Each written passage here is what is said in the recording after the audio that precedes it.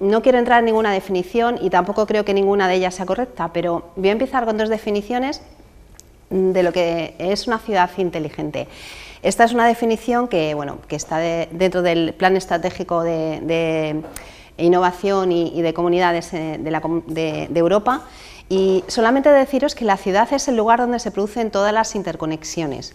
Es un lugar donde ocurren muchas cosas, está conformado por personas, hay flujos de energía, de materiales, de servicios. Eso, bueno, son todas las ciudades. Solamente quedarme aquí con una cosa que creo que es lo importante, creo y que quiero que es lo que vosotros más o menos visualicéis. ¿Qué es lo que le da el adjetivo de inteligente a la ciudad? Pues el uso estratégico de las infraestructuras y servicios de la información y comunicación para que esto funcione. Básicamente eso es lo que hace una ciudad inteligente. Esta otra definición es una definición más de aquí, está dentro de lo que es, sabéis que AENOR está haciendo una serie de normativas, muchos las conoceréis, sobre temas de ciudades inteligentes, y ellos definen una ciudad, le dan esa visión de nuevo holística, donde el objetivo es la calidad de vida de los ciudadanos, la accesibilidad, son objetivos generales para cualquier ciudad, pero de nuevo insisten en la integración innovadora de infraestructuras con sistemas de gestión inteligente. O sea, realmente lo que hace inteligente a una ciudad son las infraestructuras de comunicación, todo lo que tiene que ver con las nuevas tecnologías. Muy rápidamente, si ya hemos llegado a la conclusión de que eso es lo que hace inteligente una ciudad, vamos a tenerlo en cuenta durante toda esta presentación. Un poco de historia para que veáis cuándo empezó todo esto, y empezó pues en los años 70, se inventó este protocolo, el TCP/IP, que bueno, en principio fue utilizado por el sector militar en Estados Unidos, y a partir de aquí, a través de este protocolo, lo que nos ha permitido es empezar a transmitir datos de un lugar a otro.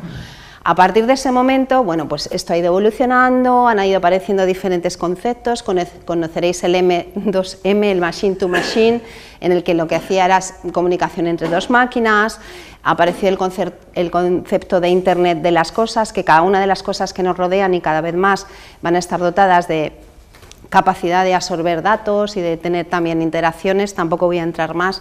Todas nuestras ciudades están empezando a estar sensorizadas a todos los niveles, empezamos a coger datos por todas partes, pero no solamente a través de sensores, también, por ejemplo, a través de las transacciones que podemos hacer con nuestra tarjeta de crédito o con un montón de cuestiones que lo que hacen es darnos datos y más datos. Nosotros mismos somos sensores humanos, llevamos aparatos, estamos continuamente dotando a una nube que no sabemos muy bien dónde está de datos, y todos estos datos pues están ahí, ¿no? Y además, una cosa que es el concepto que hablaba antes de Internet de las cosas, cada vez se está introduciendo más. Ahora mismo estamos aproximadamente en unos 16.000 millones de dispositivos conectados, y se cree que en el año 2050 tendremos 50.000 millones. Imaginaros todos estos dispositivos cogiendo datos continuamente, y esto va evolucionando al ritmo que evoluciona la computación, y el ritmo al que evoluciona es muy rápido. Bueno, tenemos muchos datos a través de muchos sensores, de muchos dispositivos. Bueno, cuando se habla de Big Data están lo que se llaman las 4 Vs. Lo más importante es el volumen de datos que obtenemos, la velocidad con la que los tomamos, la variedad de las fuentes y la veracidad.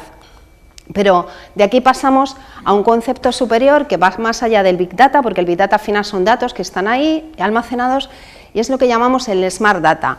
Aquí añadimos una quinta V, que es dar valor a esos datos. Al final, lo que nos da los datos, el Smart Data, lo que nos da son herramientas para la toma de decisiones y la ejecución de acciones, que yo creo que eso a vosotros, pues como personas que están tomando decisiones para los ciudadanos de esta isla, pues es muy importante.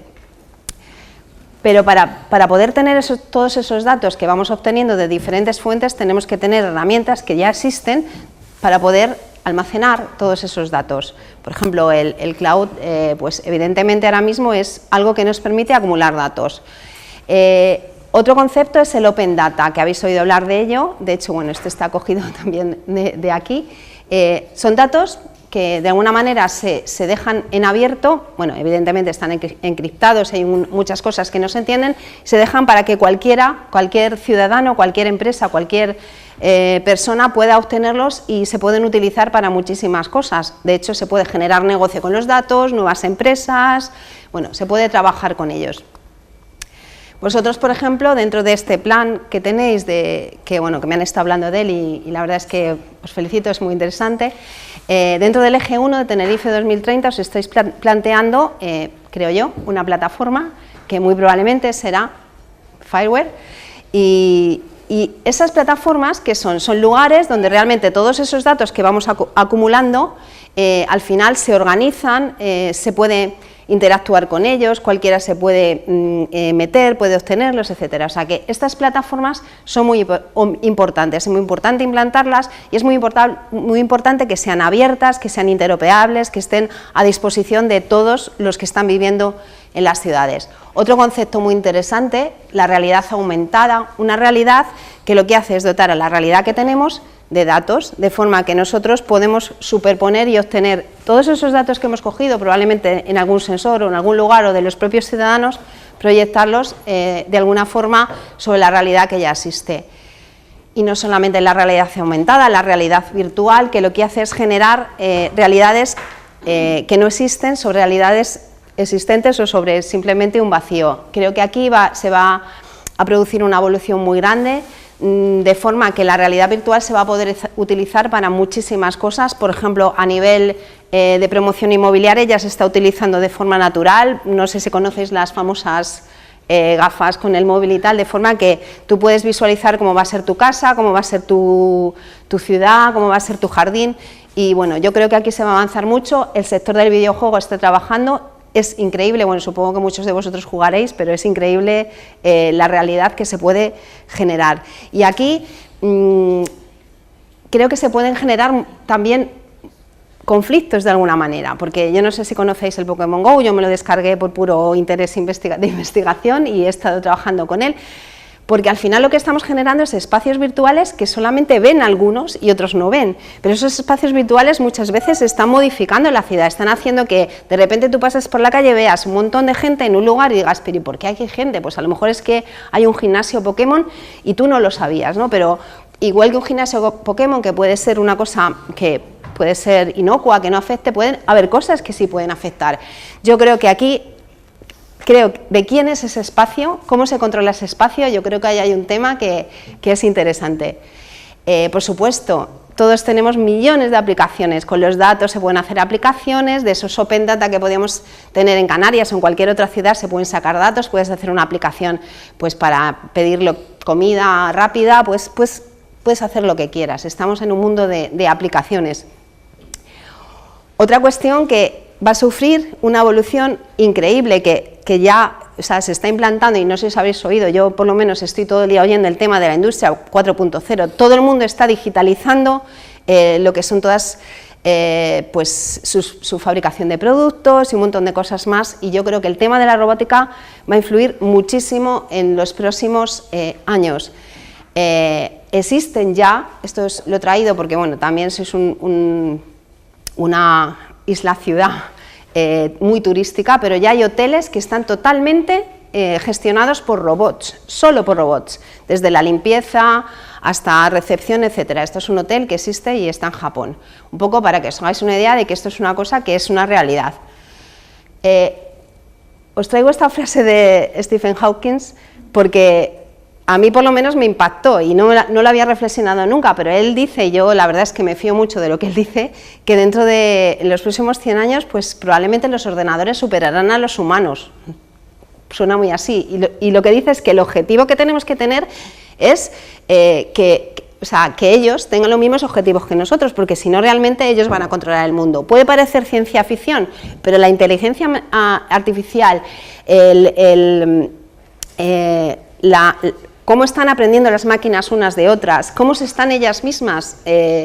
Una máquina que tiene un problema puede enviar a otra máquina que tiene un problema y esa máquina ya le puede enviar la solución. O sea, esto es una evolución que llegará un momento que, bueno, pues que será de alguna manera complicado que haya una interacción humana si no queremos tenerla nosotros, ¿no?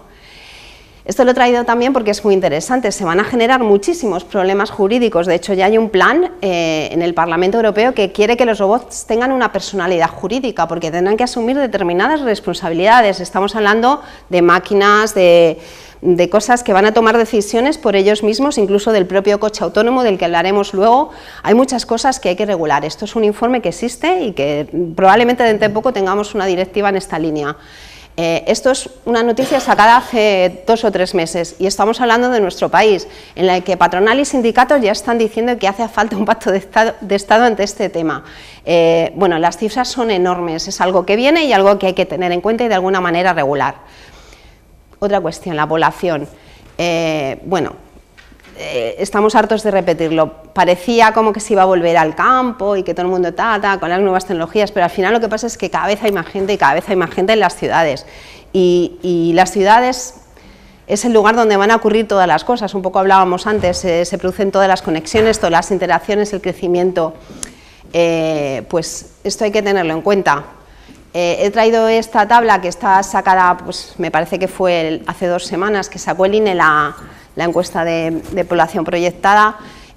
Bueno, en España en general hay lugares que van a perder población, pero hay lugares que no, y entre otros Canarias no. O sea, vais a tener un incremento de la población y muy probablemente esa población pues se acumule en los centros urbanos, aunque como ya he estado hablando con algunos de vosotros, al final vuestra isla realmente es una ciudad, o sea que tendréis incremento de población. Y esa población va a estar conectada y cada vez más, y cada vez tendremos más posibilidades de mejorar esa conectividad. Y incluso hay planes en los que ya se está planteando que en cualquier espacio público pues se tenga la posibilidad de estar conectado, de forma que se llegue a cualquier ciudadano puede estar conectado.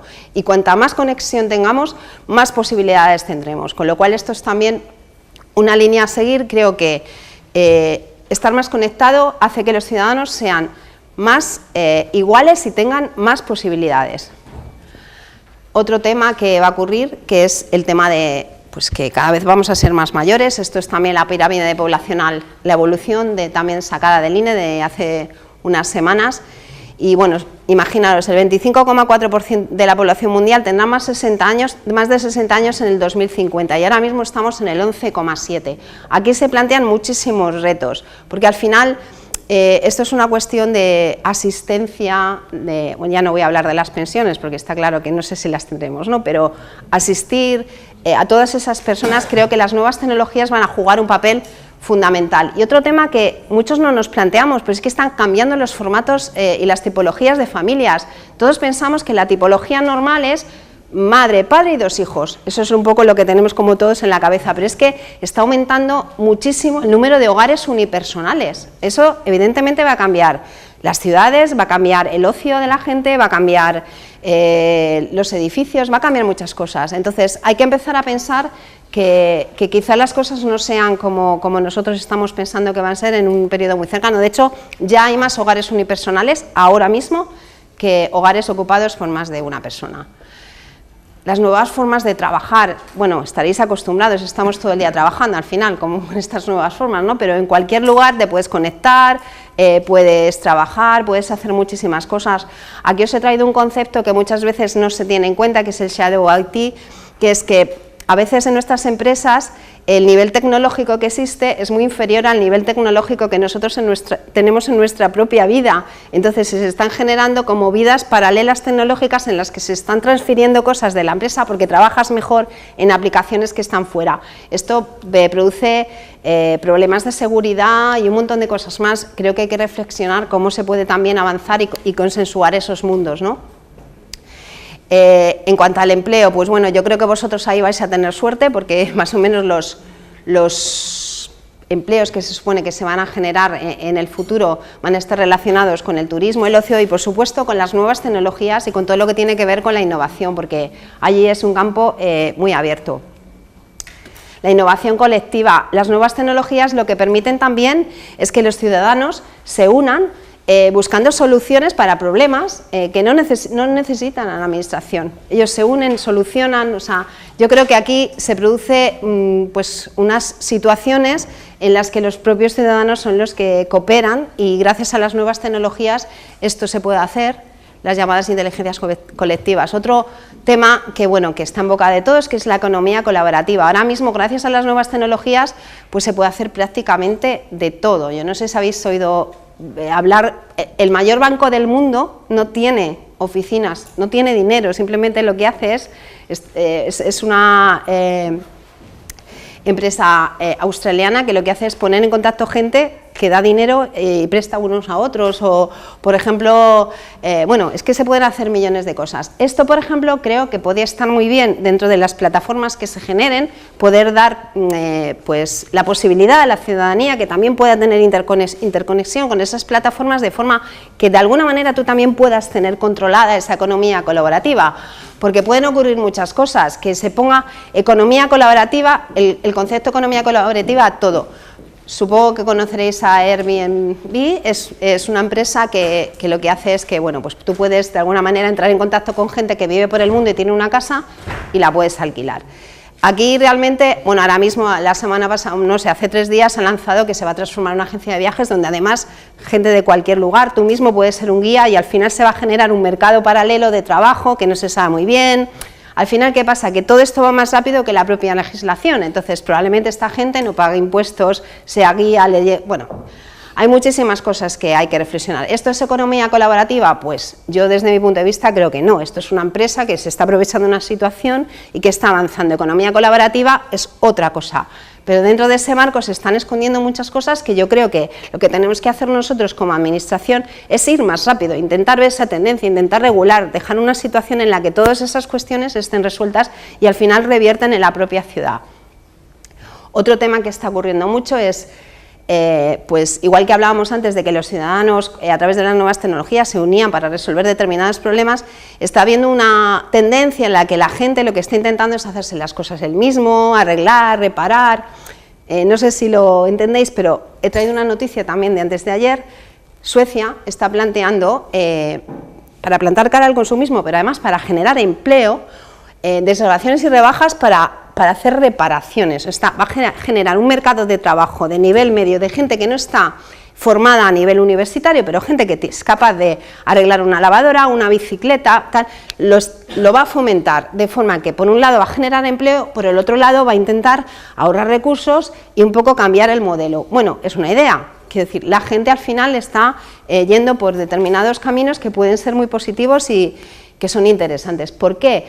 Pues porque lo que va a pasar es que como cada vez somos más, cada vez estamos más gente en las ciudades, bueno, pues entre otras cosas, esto es una cosa que ha sacado también la Unión Europea a finales de 2015, es un plan de economía circular.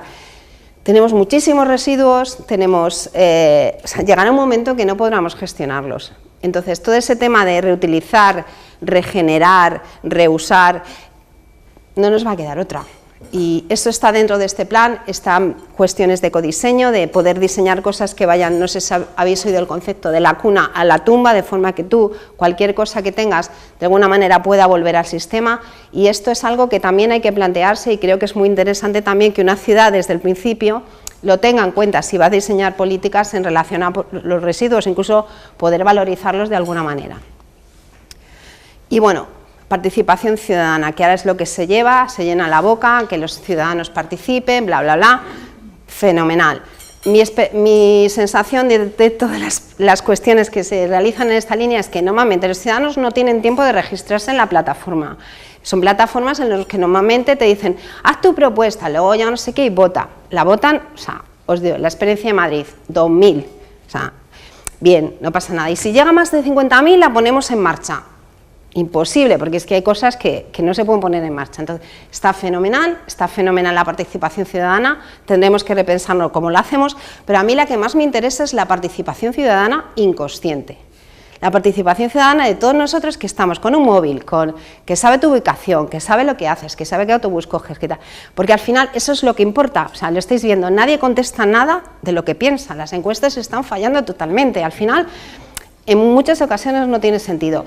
La participación ciudadana puede tener interés en alguna cosa muy concreta y de hecho funciona desde hace un montón de tiempo, pues en alguna modificación de alguna zona urbanística donde realmente unes a todos los grupos de valor a los que puede influir, pero esta es la que importa, y por eso yo creo que es tan importante tener datos, tener todos esos datos de esos ciudadanos y esas plataformas, porque al final pues tú puedes ver que en determinado momento, pues no sé, se pueden ver muchísimas cosas, se pueden ver la cantidad de tweets que se están produciendo en el Santiago Bernabéu cuando gana el yo qué sé, se pueden ver muchísimas cosas, bueno, o el Tenerife, ¿verdad? El Fútbol Club, pero esto es lo importante, y yo creo que esto es fundamental. Poder gestionar todos esos datos nos puede dar muchísima información y nos puede ayudar a tomar decisiones.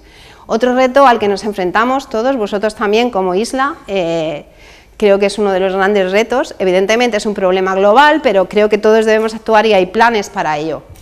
No sé si sabéis que pues en la conferencia COP21 se llegó a un acuerdo, es la primera vez que se logra un acuerdo global vinculante firmado por 195 países.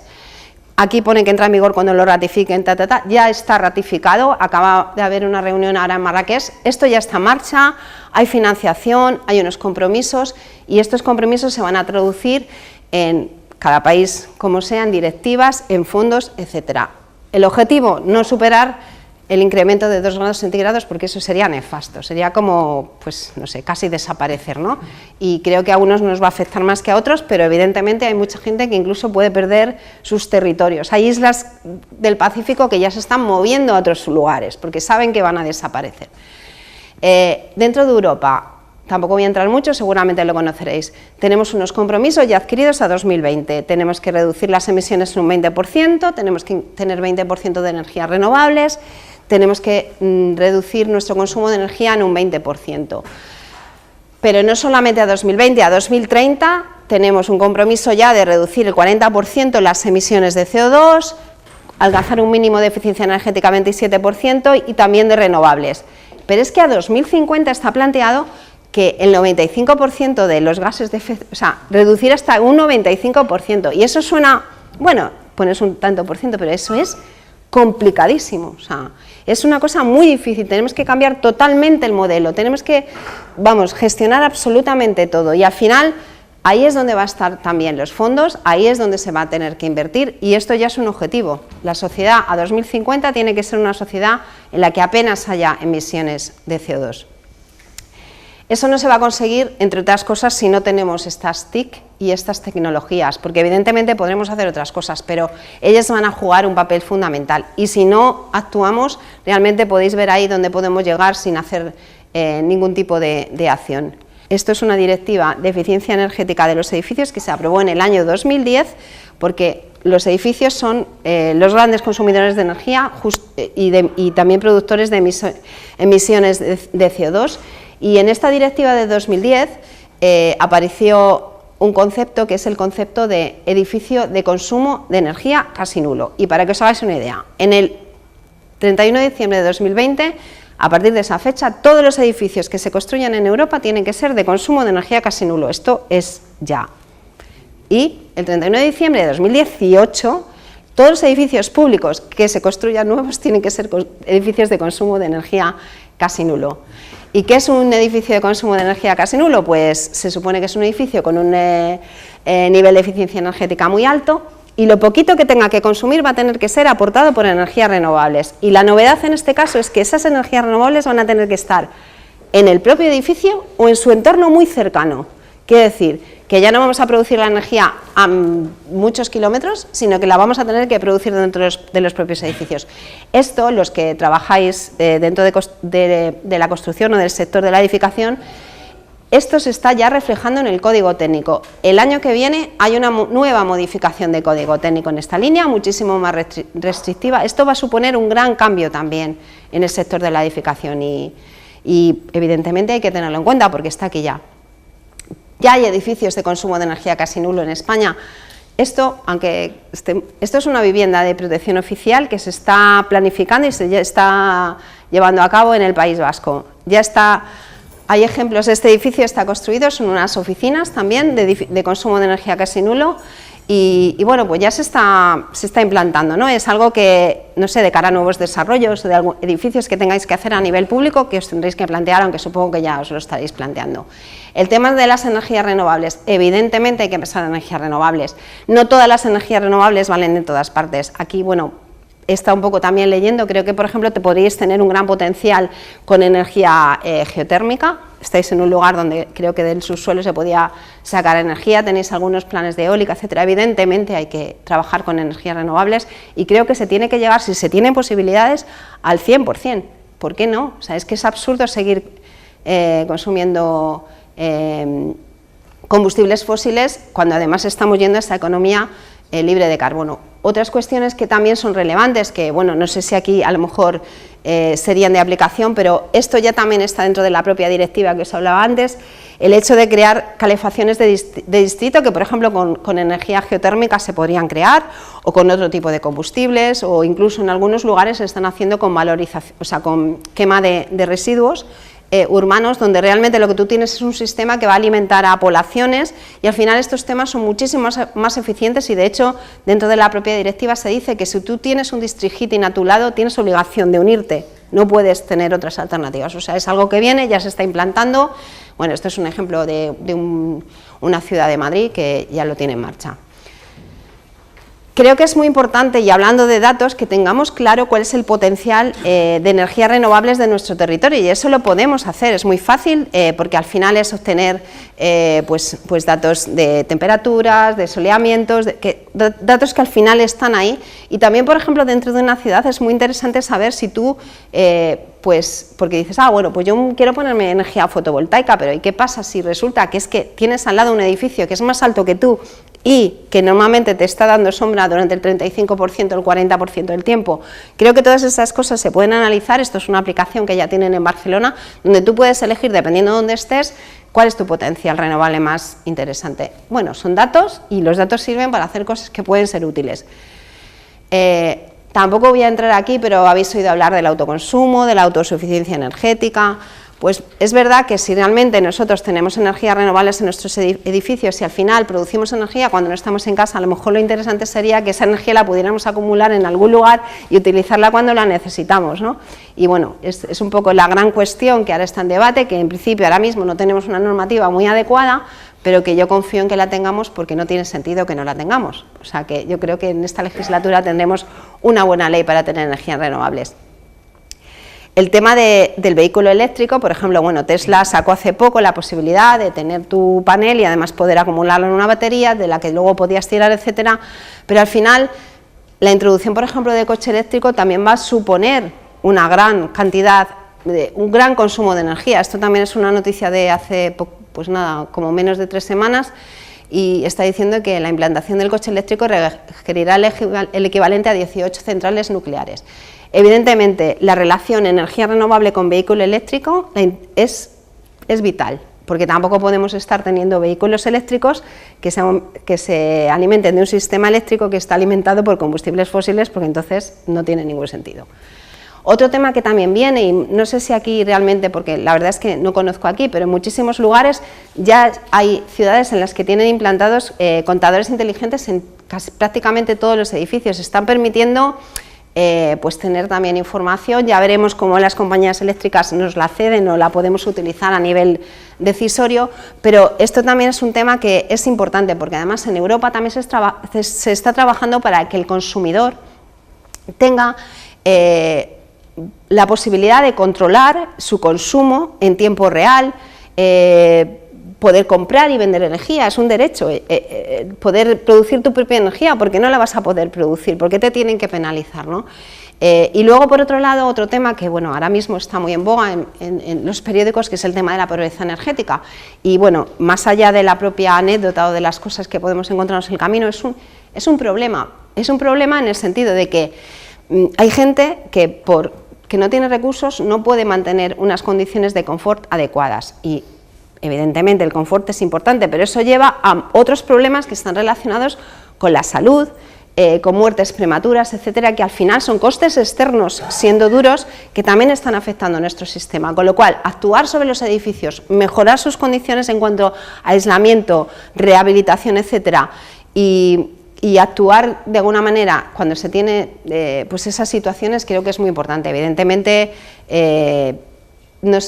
hay cosas que han ido tirando, el bono social, etcétera, pero yo creo que habrá y se generarán mecanismos para que estas situaciones pues puedan ser solucionadas.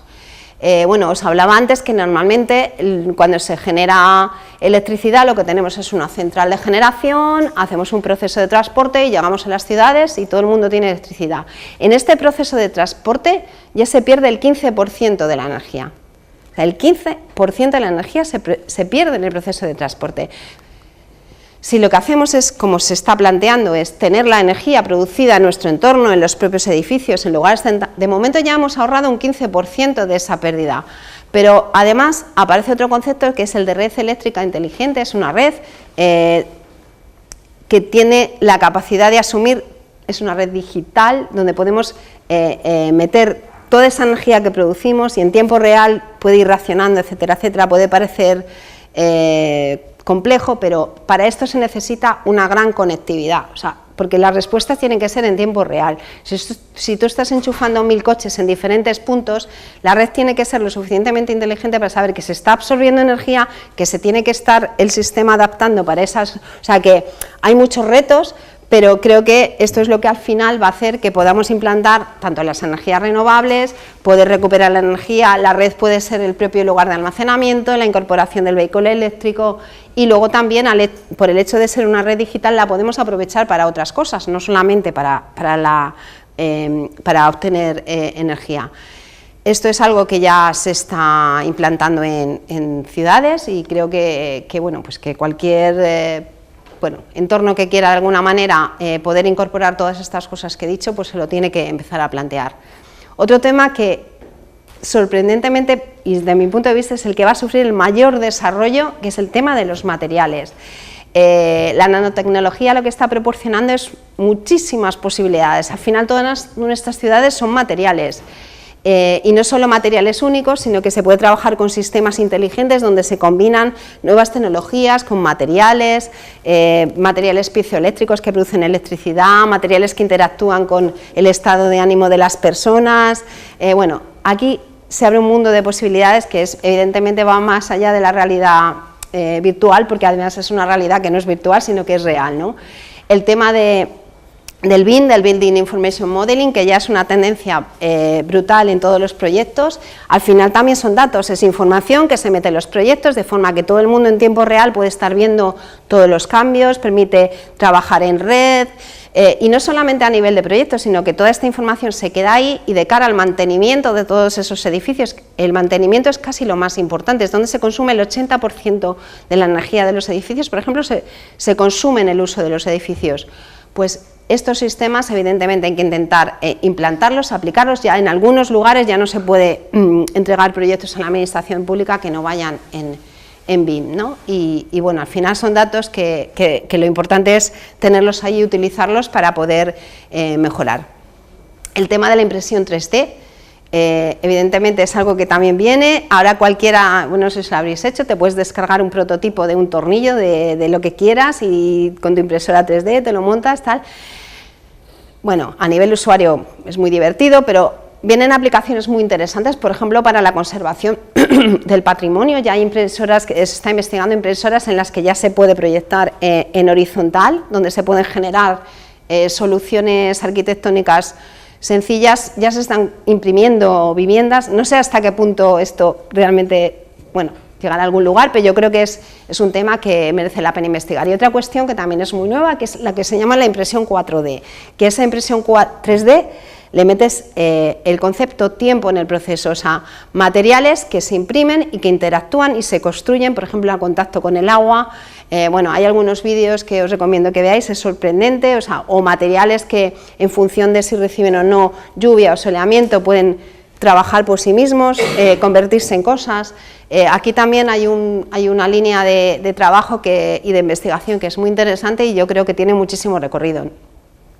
El tema de la vegetación, la incorporación de vegetación dentro de nuestros edificios, bueno, creo que también, aparte de que puede ser un buen aislante, puede ayudar a mejorar la calidad del aire de nuestras ciudades, evidentemente quizá no con esta imagen, ¿no?, que es una proyección de París a 2050, pero sí es verdad que es un tema, y además vosotros que estáis en una isla tan maravillosa y tan verde y que tiene un clima que lo permite, pues que podría ser interesante incorporar. Y hablando de servicios, pues el tema de la salud, si somos tantos, si todos vamos a ser muy mayores, si todos cuando lleguemos a mayores, que ya vamos todos un poco por ahí, por el camino, sabemos manejar las nuevas tecnologías, pues probablemente utilizaremos servicios que nos proporcionará nuestra administración desde nuestra casa. Es que tampoco muchas veces tiene sentido que tengamos que desplazarnos a un lugar. Y otro tema del que voy a intentar hablar un poquito más, que es el tema de los vehículos sin conductor, que son una realidad, o sea, no es una cosa de ficción, son una realidad. Ahora mismo todas las grandes marcas, incluidas marcas españolas, y estoy hablando de SEAT y estoy hablando de todas, están preparando prototipos y están investigando en el coche sin conductor. En Singapur ya hay taxis que tú puedes pedir que son sin conductor. O sea, esto es una realidad que existe y probablemente, o sea, a nivel tecnológico va a estar resuelto muy pronto, quizá a otros niveles con otro tipo de barreras, como hablábamos antes, va a estar un poquito más complicado, pero es algo que desde mi punto de vista es uno de los grandes factores que va a cambiar físicamente en nuestras ciudades, porque imaginaros que ahora mismo el 65% del espacio público de las ciudades está ocupado por los coches, o sea, el 65%, y toda nuestra vida gira en torno al coche. Cuando empezamos, el hecho de que aparezcan este tipo de vehículos va a suponer que se va a reducir, y os voy a contar por qué, porque realmente es un coche sin conductor. Si tú estás en tu casa y quieres que te vengan a recoger a las 9, el coche sin conductor va a estar en la puerta a las 9, o sea, no va a tener que, te va a recoger y te va a llevar donde tú quieras. Cuando te haya dejado a ti, probablemente haya otra persona a la que recoja en algún otro lugar, y al final lo que se va a generar es que, yo entiendo que a todo el mundo, bueno, como el anuncio de BMW, te gusta conducir y tener tu coche y tal, perfecto, pero yo creo que va a llegar un momento que realmente el tener un coche en propiedad no va a tener mucho sentido, porque es que al final es muchísimo más cómodo tener un coche bajo demanda. Todos estos coches, a lo mejor, me lo estoy inventando, pueden estar en algún lugar fuera de las ciudades, donde realmente tú puedas llamarlos, vienen a recogerte, pueden llevarte al transporte público, puede haber una intermodalidad entre transportes, pueden hacer muchísimas cosas. No los vas a tener en tu plaza de aparcamiento, a lo mejor las viviendas empiezan a no tener plaza de aparcamiento, bueno, son muchas historias, pero que yo creo que vienen y vienen muy pronto. Y lo bueno de los coches, además, es que no tienes que... Ahora, bueno, habéis visto muchos coches sin conductor en que tienen el asiento y el volante, pero es que no tiene sentido porque no tienes que conducir. Entonces, los coches pueden ser lugares donde puedes realizar reuniones de trabajo, donde puedes ir, bueno, haciendo millones de cosas, ¿no? Y yo creo que esto es interesante. Os recomiendo que veáis, lo han lanzado la semana pasada, un vídeo de Tesla de cómo conduce un coche sin conductor, y se puede visualizar perfectamente cómo está resuelto, cómo va viendo todos los objetos. Es sorprendente. Yo personalmente me fío más de un coche sin conductor que de coche con conductor muchas veces, porque al conductor no le conoces y tampoco sabes si ha bebido o si ha tenido un problema personal, no sé. Quiero decir, cuando esto esté desarrollado probablemente pues sea un gran avance, pero es que también se están haciendo prototipos de otro tipo, no sé, por ejemplo, evidentemente puede ser ciencia ficción, pero este es un coche que realmente va sin conductor y por levitación sube y se incorpora a tu vivienda de forma que abres y forma parte de tu espacio de vividero. No sé, las posibilidades son infinitas. Otro tema que creo que también tiene muchísimo desarrollo es el tema de los drones, y no voy a entrar, pero bueno, ya se han lanzado, están en marcha, se está haciendo reparto con drones, Amazon lo ha hecho en Estados Unidos, en muchos lugares, y ya se habla que los drones pueden ser pues los policías del futuro, los constructores del futuro, o sea, hay muchísimas posibilidades con los drones, a tenerlos en cuenta. El tema de los edificios inteligentes, los edificios conectados, los edificios bueno, hablábamos de esas redes inteligentes, evidentemente los edificios tendrán que estar dotados de la tecnología suficiente para poder transmitir pues toda esa información. ¿Y por qué es esto interesante? Porque esto nos va a permitir gestionar, por ejemplo, de forma remota.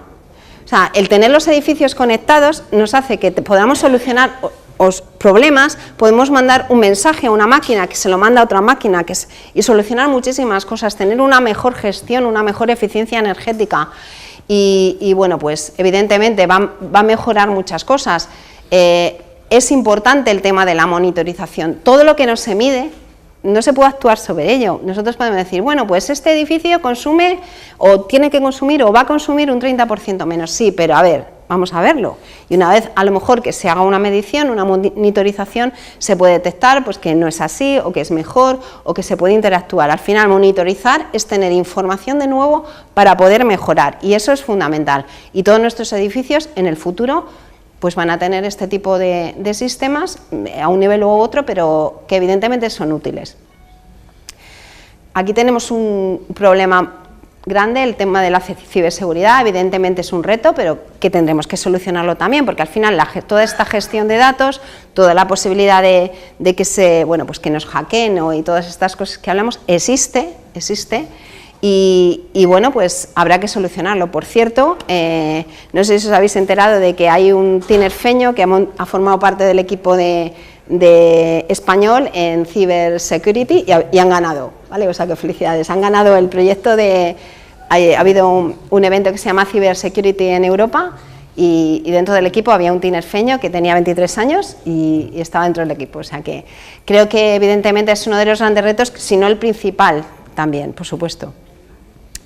Y esto no tiene que ver con la tecnología, pero esto es algo que hay que tener en cuenta. Evidentemente hay que diseñar las ciudades para todos. No tiene sentido que hagamos ciudades en el siglo XXI donde todos no se sientan incluidos.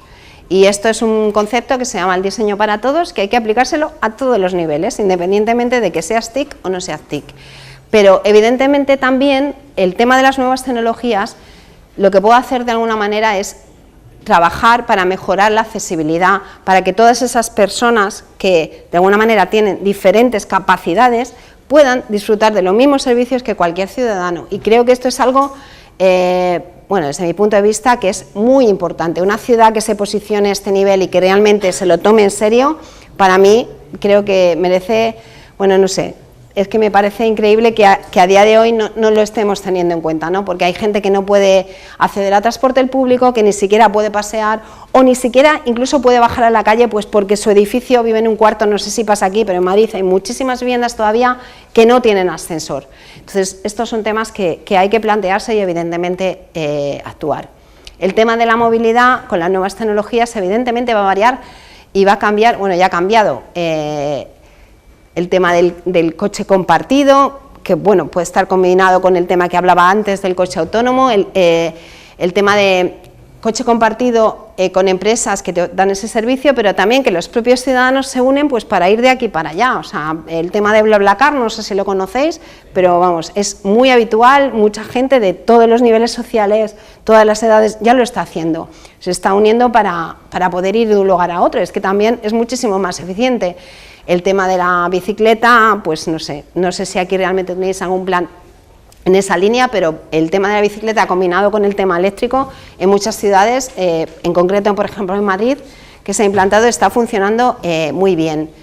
La combinación con vehículos que sean eléctricos, no contaminantes, que te permiten aparcar en lugares donde no puede aparcar coches no contaminantes, o por ejemplo el famoso tema de Uber, que bueno, que tiene sus discusiones, pero que es algo que está ahí y que de alguna manera se utiliza y hay que solucionar, ¿no?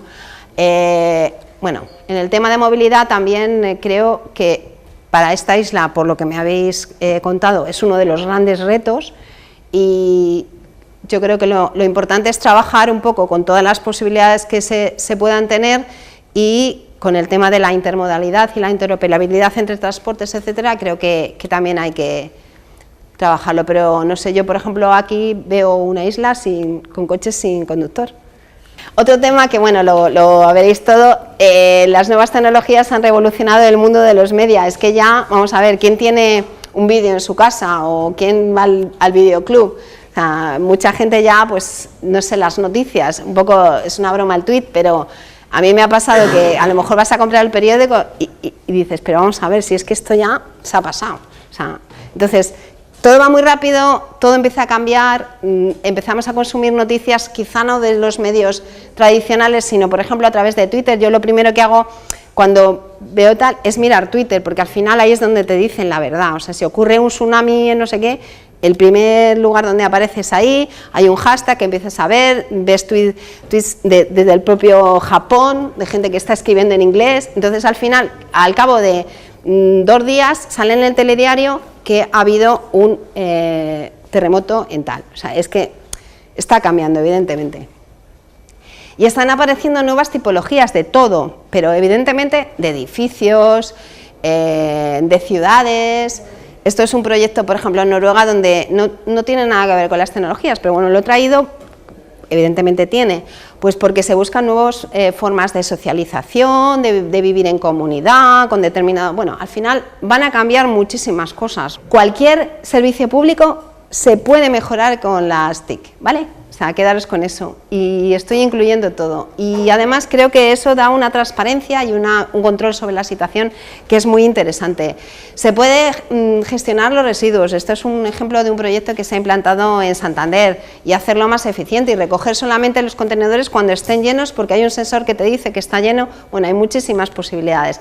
El tema del agua es muy importante, si tú sensorizas tu red, ves dónde hay pérdidas, ves incluso calidad del agua, un montón de cosas. Estas tecnologías ya existen, o sea, no es ciencia ficción, se pueden implantar, y creo que sería muy interesante también implantarlos, y creo que además aquí tenéis algún proyecto en esa línea, ¿no?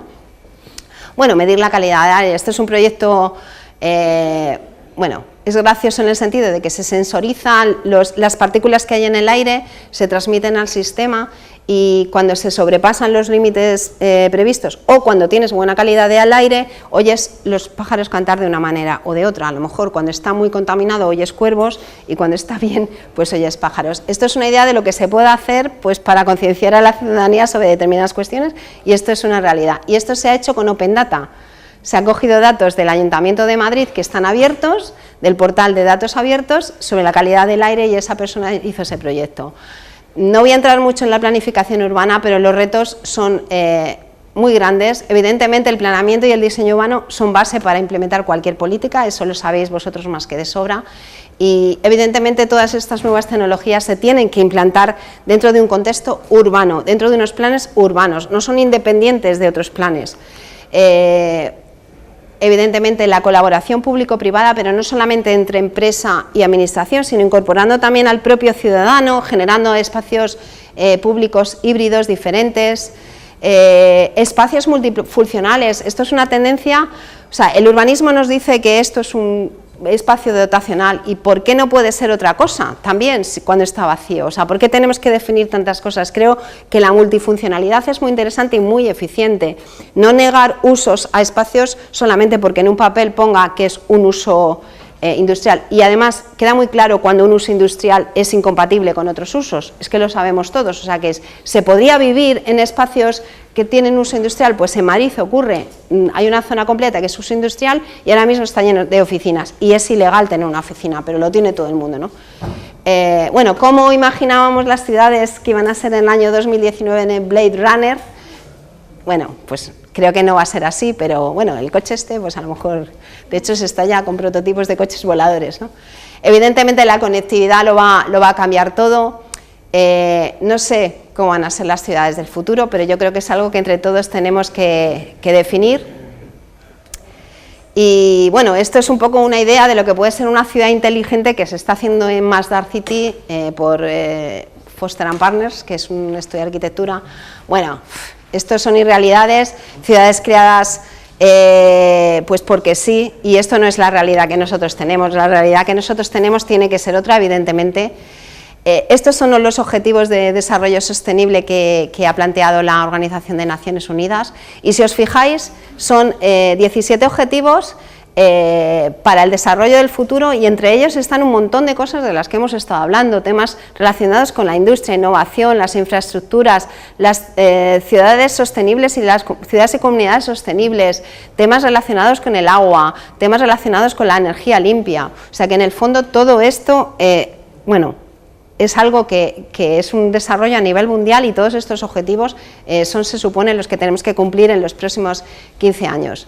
Al final, lo que hay que hacer pues, es asumir que la tecnología es algo que va a ser una constante estratégica de ahora y de aquí al corto, al medio y al largo, que nuestras ciudades en principio deberían ser más flexibles, más adaptables a nuevas formas de vivir. No sabemos lo que nos va a pasar, todo va muy rápido. Y bueno, pues al final que lo importante es generar ciudades resilientes que se sepan adaptar al cambio, a todos los cambios que vengan, no solamente a los desastres, sino a otro montón de cosas más, y aumentar la calidad de vida de los ciudadanos. Y os dejo unas preguntas un poco para que reflexionéis, ¿no? Un poco sobre el tema de la incongruencia muchas veces del planeamiento, que es incapaz de dar respuesta a cosas que están pasando. O sea, al final el planeamiento en muchísimas ocasiones puede ser una barrera, el planeamiento que ya está definido. Si, por ejemplo, el urbanismo podía tomar decisiones sobre la marcha con datos, es un poco incongruente con la parte urbanística que siempre se define como a largo plazo y de forma muy fija, ¿no? Bueno, cómo impacta la tecnología en ciudades existentes, que al final es lo que tenemos, y cómo eso va a funcionar, ¿no?